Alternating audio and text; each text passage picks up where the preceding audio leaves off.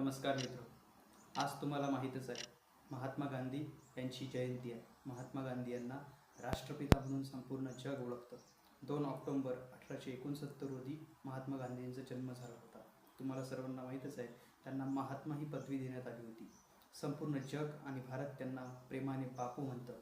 2 ऑक्टोंबर हा संपूर्ण भारतासाठी आणि जगासाठी अहिंसेचा राष्ट्रपिता असलेल्या, अहिंसेला जगण्यामध्ये उतरवलेल्या महात्मा गांधीजींचा दिवस आहे.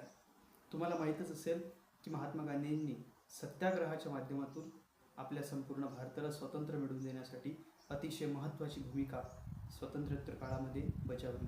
ते जर नसते तर जो स्वातंत्र्याचा लढा एवढा अहिंसक आपण बघितला नाही, त्याहीपेक्षा अत्यंत विध्वंसक तो झाला असता. परंतु आपण अहिंसा हे तत्त्व स्वीकारून कोणत्याही प्राणीमात्राला कधीही कशाही प्रकारची इजा न करता आणि शांततेच्या मार्गाने स्वातंत्र्य मिळवलं. तेव्हा आज त्यांच्या आठवण करण्याचा हा दिवस आहे. त्यांचं आवडतं भजन तुमच्या सर्वांना माहीतच आहे, रघुपती राघव राजा राम पतित पावन सीताराम.